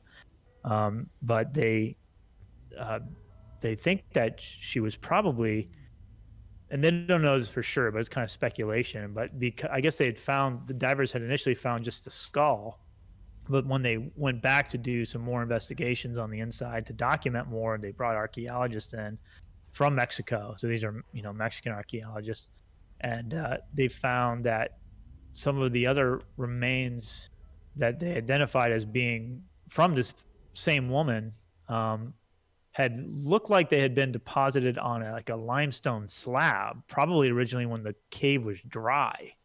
But over time, these what are now cenotes, at one time they were actually dry cave systems. But because of sea level rise over the last thousands of years, they have since filled up with water. So that's kind of the ongoing, the most recent theory behind this. But anyways, if you Google stuff, I'll put a quick article on there. This is not the I think this is like a magazine article that talks about it, but there's a lot of other you can probably find the original publication through some scientific journals online, which like we mentioned, some of these scientific journals are really kind of dense and hard to read, just because they're written for a different audience. But some really cool stuff in cave systems. I did see another article about this was on phys.org, and it was about Thai archaeologists, Thailand, misspoke, and they were actually looking for cave paintings by going around and visiting caves systems, and I really liked one quote in particular, if I can get it up, but basically one of them said when they were looking and they finally found one that I screamed when I found it, and it's basically a version of the field dance. Probably wasn't safe enough to dance, so they just had to scream. But right, yeah, it's cool stuff because they're finding 2,000-3,000 year old cave art in there that's never been discovered before, and in some cases apparently locals actually go into those caves to harvest the guano and don't have any idea that they're there because they're not always the prettiest or most interesting to look at, especially with other stuff on the cave wall, I'm sure. But also, if you don't know what you're looking for, it's not necessarily easy to spot some of these things. They're not as dramatic as some of the ones you might imagine, some of the more famous ones. But they are still really, really old and a cultural construct, and that's what we're all about. Now, I know you've done some, I guess, at least interpreting of the caves here in Florida, right, Mike? Yeah, there's some really cool cave systems in Northwest Florida, or what we call sometimes the Panhandle. So, not anything like the southern part of the state, quite different. Very different in terms of demographics, but also in geology. And so we have in an area of this region in what's the counties of mainly Jackson County, there are we have limestone aquifers that are underground, that most of our drinking water actually comes from these aquifers that are underground, these basically underground limestone cave systems that are underground.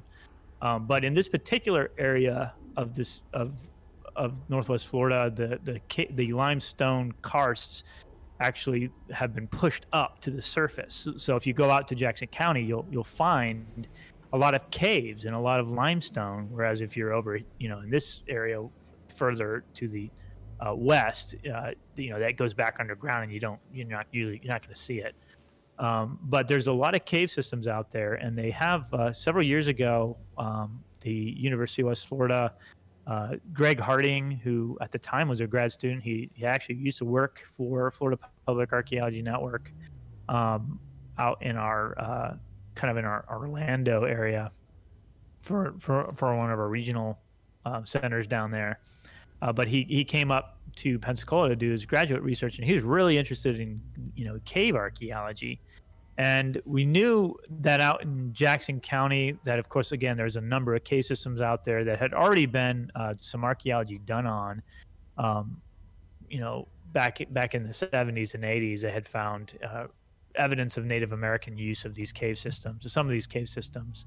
But so Greg wanted to kind of understand that a little bit more. And then we also knew through Dr. John Worth, who we've mentioned on this channel before. Who's also with the University of West Florida. He's kind of like the Spanish archaeology, Native American, Southeastern Native American guru archaeologist. He like knows everything. If you ever have a question, he's a person that probably knows the answer to it. But through some of his research, they knew that one of these caves out in Jackson County had not only been used by Native people living in the area for thousands of years, but had also been near a Spanish mission site. And so Spanish missions in Florida, one of the things that the Spanish did very early on is they established these Catholic mission systems all throughout the state. And basically it was a way to, obviously there was a religious component to it to convert the Native people to Catholicism, but also it was a way to get labor and food from these Native American populations that they could try to get connected to these mission systems. And so we knew through that work that one of these cave systems, a fairly large one from what the record said, was near one of these cave systems. So Greg went out to research this and to see if, number one, they could find this mission, but number two, just to try to understand how these systems had been used. And they did some really cool work in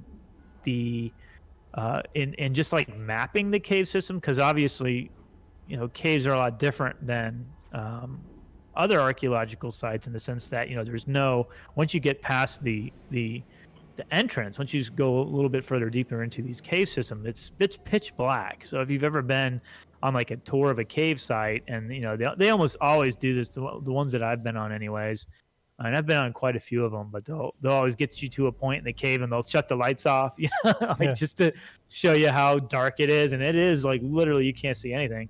So obviously they had to bring in like artificial light, and had to wear helmets, and you have to worry about it. You talked about guano. I mean, bat poop. I mean, some of these bats carry diseases, and you can there's a particular type of I think it's a disease that's airborne through the guano that you can actually breathe in, and it's not good if you get it. So there's like a lot of concerns if you do work, but they did some cool mapping. They actually used some techniques for mapping underwater archaeology sites, so shipwrecks. So techniques that they normally use on shipwreck sites underwater to map them is the same techniques they use to actually map these cave systems, which is pretty cool. So they came up with really cool maps, but they found, of course, a lot of modern trash in there that people still use these cave systems. But they also did find quite a bit of Native American ceramics and projectile points, and not too long ago, they did find cave art. Not through this particular research. That again, I wasn't involved in the research aspect. And I visited the site and helped kind of take pictures and do an exhibit about it. So I wasn't involved with any of the real research. But they did find a few years ago some actual cave art in some of these systems out in Northwest Florida. So, and I think they were petroglyphs. I believe they were pictographs, or if I'm not mistaken, pictographs are like paintings, whereas petroglyphs are like engraved in rock. And I believe these were petroglyphs. So they were actually engraved. They were engraved in the limestone. So yeah, there's lots of cool cave archaeology around here, and we know people have been using caves. Of course, Native Americans have used the fronts out front of the cave, but also inside the actual caves themselves. There's evidence for use for shelter. I mean, it's kind of basic kind of shelter. It's naturally made shelter. If you need to get out of the rain, it's a good place. But then also for resources, for mining. I think for at least in this region, I know some of the pottery is actually some of the indigenous groups around that area, instead of using sand or crushed up shell to add what's called temper to their clay to make their pots, they would have actually used crushed up limestone.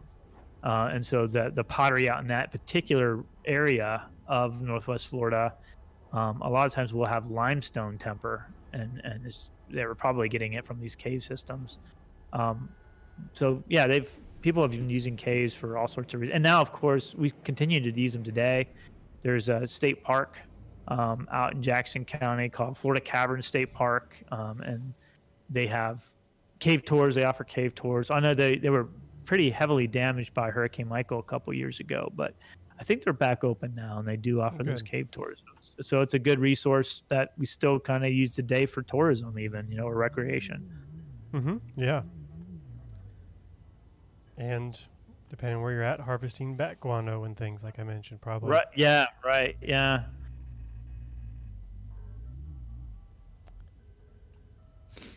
But yeah, we put together a website recently, kind of an online version of that exhibit that talks a little bit more about it, and I'll see if I have the link I'll throw up there so people can check it out if they want to learn more about some of the archaeology of these Northwest Florida caves. But there's especially underwater cave systems or springs. There's like Wakulla Springs. There's some amazing archaeology that's been found, and that's just an incredible site. Just for how deep that spring is, I mean, I think it's like 300 feet deep. It's one of the deepest, I think, certainly in Florida, but maybe even in the nation. It's like I've been to Wakulla Springs one time before, and I think it's a pretty popular recreation area. Yeah, it's like, especially for people that live in your area, like Tallahassee. Yep. I've been there once, and I got to swim in the water, but I didn't realize like how deep. And if you like movies, there's a whole slew of old movies that were filmed there, like Swamp Thing and stuff. Was it Swamp Thing? Oh no, it was they may have done Swamp Thing, but it was maybe one of Barbara knows this. The Black Creature of the Black Lagoon. That's what I think I was trying to think of. The old one. But yeah, that's what Wakulla Spring. But they found some amazing archaeology at the bottom of that. Some of those those technical divers that go way, way deep down in those cave systems, which I have I've done. I dive, and I've been in some springs, but I've never had the urge to do cave diving, man. Because even that you mentioned the Thailand that rescue. I mean, there was a Thailand Navy SEAL who actually drowned trying to rescue those kids. I don't ever know if they know exactly what happened to him, but he wasn't that old. And the Navy SEALs, these guys that were in this rescue operation for that, they were highly, highly trained in diving. And so the fact that this guy actually died just shows you how dangerous it can actually be. But some people are, that are very good, and it's a very technical thing. And so I definitely respect people who do that.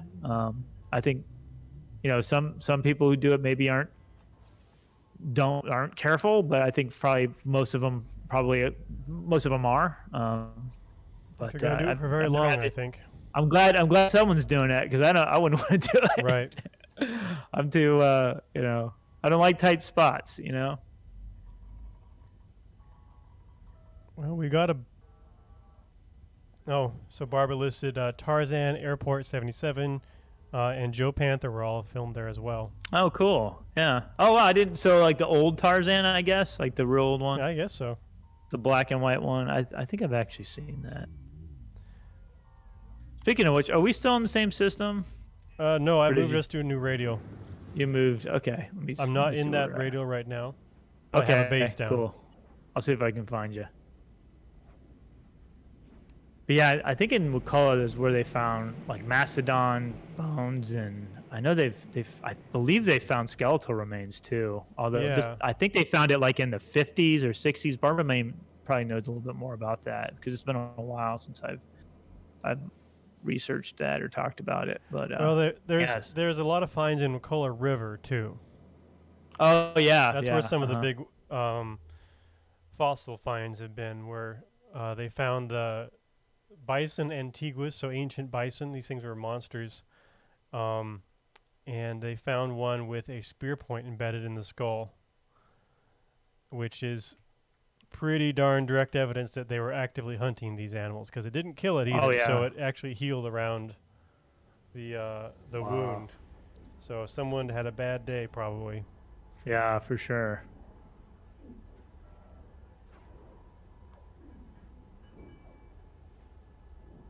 Yeah, it'd be tough to hunt some of those megafauna. But people did it. Somehow. Again, someone much braver than I am. Yeah. Or hungrier. I just picked berries and stuff. Let's go pick some berries. Kill a rabbit or something. So we've got about 15 minutes left, and we haven't done your journal entry yet. Do you want to do that still? Oh man, yeah, I totally forgot. Yeah, let me pull it up. I bookmarked it, and so if you all joined us last time, or if you didn't, I'll just remind everybody. Last time I named my ship Lewis and Clark for Event Horizon. And there was a real expedition, and this is where the ship got its name from in the movie, which was called the Lewis and Clark Expedition. It was this expedition that was sponsored by the United States government, where they had just recently purchased what was called the Louisiana Purchase, which was French territory that was bought from the French. Napoleon sold it to the United States under Thomas Jefferson's administration, and they wanted to kind of survey these lands, so they sent out this scientific expedition called Lewis and Clark Expedition, sometimes known as the Corps of Discovery. And during this expedition, they were actually required to keep journals of like every day, or pretty much every day. And so the last time I found the date, so whatever October, I think it was like October 5th is when we did this last. And I read the journal entry, or I'm sorry, it was October 2nd, I think, was when we did it last.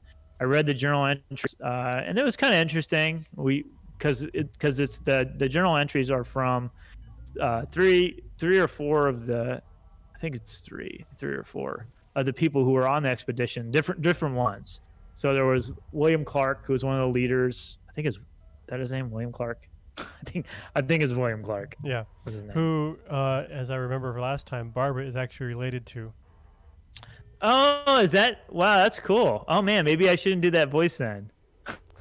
No, she's British, so I'm sure he was British then. That's how that works. Probably. Okay, maybe that's why I thought that. But I gave him like her mom was I gave him a British. I gave him a British accent for some reason. I don't know why. I just did.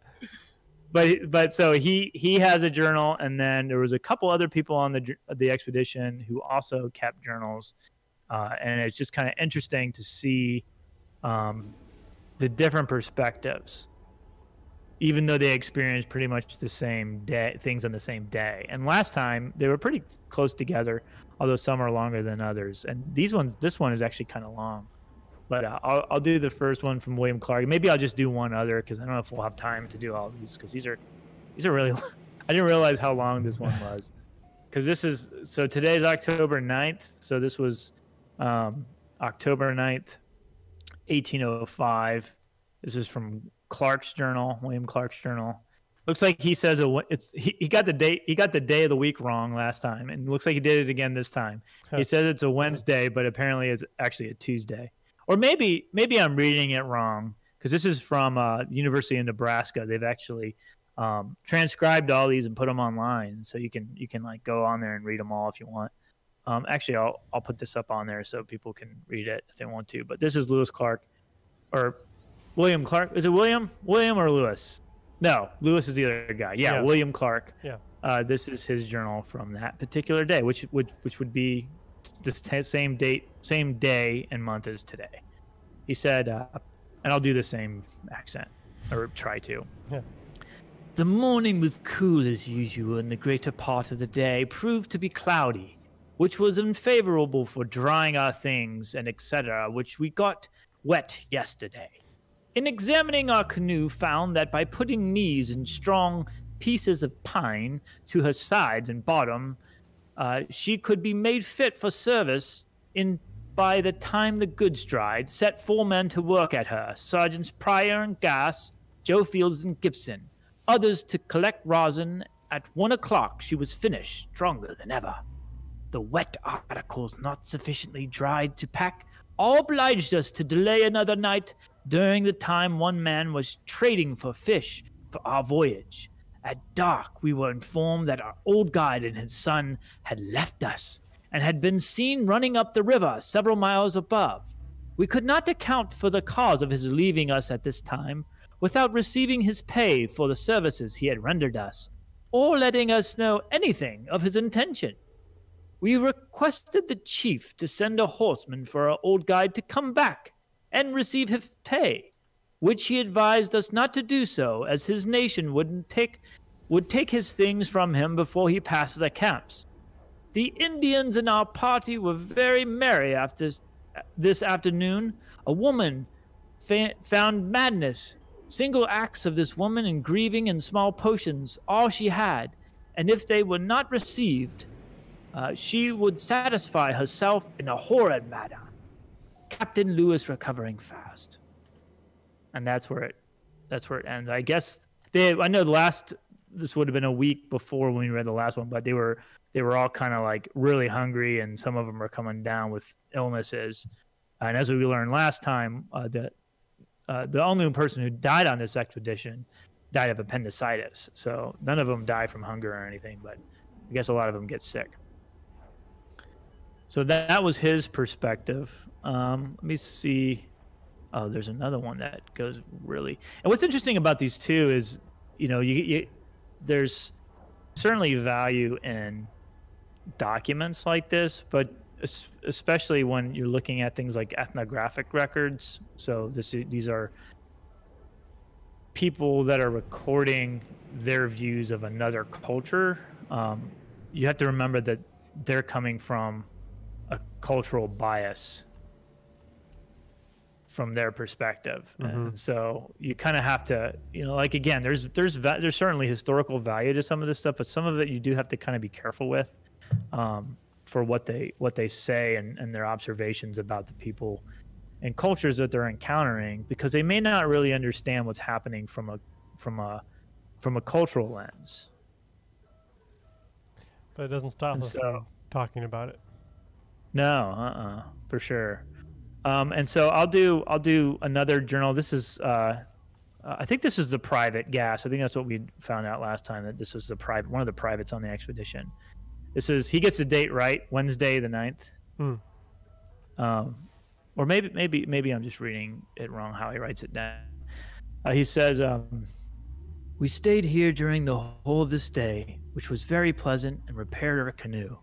In the evening, we got her completed and all the baggage dry. Here our old snake guide deserted and took his son with him. I suspect he was afraid of being cast away passing the rapids.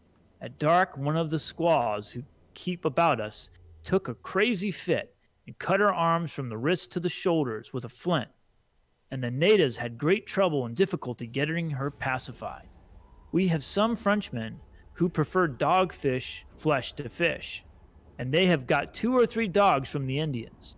All the country around is high prairie or open plains. And so it's interesting that he actually kind of speculates why the guide left. Yeah. Whereas Clark still.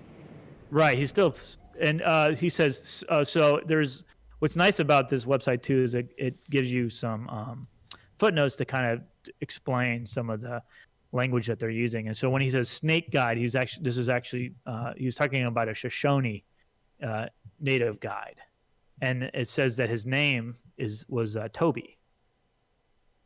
So I guess at some point in these documents, or maybe in these particular journals, or maybe even through other research, they've actually found who they call Toby. It probably wasn't his real name, or his actual name is probably just what they called him.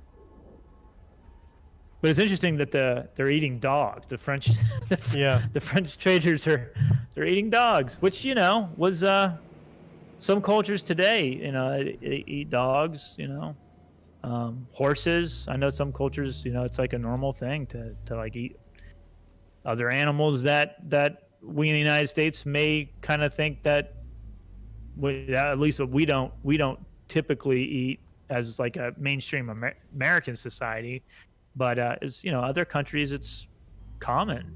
And that's just culture. That's just yeah. It's not. Yep, just different, basically. I know in Cuba, and I think in some of the Eastern countries, Eastern European countries, horse is commonly eaten. Yeah. And I forget. There's actually a name for it. It's a Cuban dish. There's actually a name for it. I had I took a Uber one time. I was in South Florida for a conference, and I knew there were like a lot of, we don't up here in Northwest Florida. I don't, we've like had a couple Cuban restaurants, but that just didn't stay open for very long. I love Cuban food. I mean, I think it's fantastic. But of course, if you're in South Florida, there's a lot of options for that that we just don't have here. So whenever I'm down there, I like to find a good Cuban restaurant and eat there. And I asked him like, oh, where would you recommend? Because I found out through talking to him that he was actually from Cuba. He'd actually come like within the last 10 years, he had come to the United States because his family had come here back in the 70s or 80s. And anyway, so he recommended a place, and I asked him like, what dish should I get? And I can't remember the name of it, but he told me this dish, and I said, oh, cool, that sounds good. What, I asked him what it was, and he told me, oh, it's horse. And I thought, oh, that's cool. I mean, like, maybe try it. I don't know. I mean, I like horses. Don't get me wrong. But now you liked him in a different way. You liked him in different ways, Yeah, I grew up with having horses around. My mom had Andalusian growing up, so. But I was like, yeah, maybe it's pretty good. I don't know. Like, who knows? I don't know either. I think for a lot of countries, they're just too valuable. It might be. Historically have been too valuable for other reasons. Yeah. And I guess still are, but they're just not as needed anymore. Yeah. And I did, after I talked to him, I was like, wow, I wonder, where can you get horse in the United States? So I did a little bit of research, and from what I remember, it is legal to sell horse meat, but I think the only thing is it just has to be labeled as being that. Makes sense. So it is something that you can, I guess, get. I'm not sure where you would get it, but I guess you can. It's, I guess in that area, probably it's more common because there's a large Cuban population down there, and that's, some people like it, Yep. So, I guess the French, like these Frenchmen, like to eat dogs, so.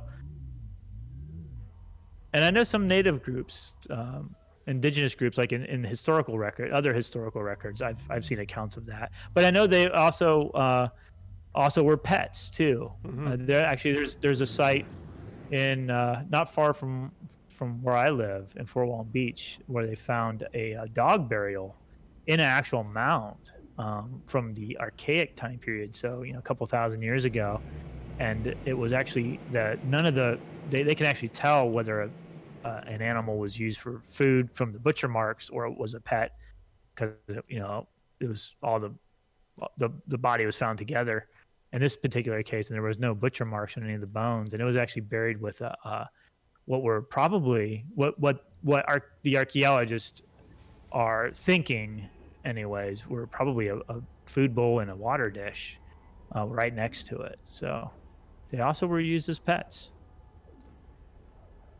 Yep. Well, that brings us down to about 2 minutes to go. So thanks everyone for joining us this time. We'll be back again next week to continue our survey. You'll see the website pop up here a little bit if you want to see reports from past weeks, or keep an eye out. And next week I'm going to get a kind of an overview report of everything we've done and what we've learned about our process, at least, even if we haven't found what we're ultimately looking for yet. So there's that. like we mentioned earlier, next Monday, this coming Monday, we are going to do another Archaeology Arcade with Tomb Raider. So that's at 1 o'clock Eastern, and it'll be about an hour long. And then most Thursdays, we also have some speakers online to come and talk about different types of archaeology, the research they're doing.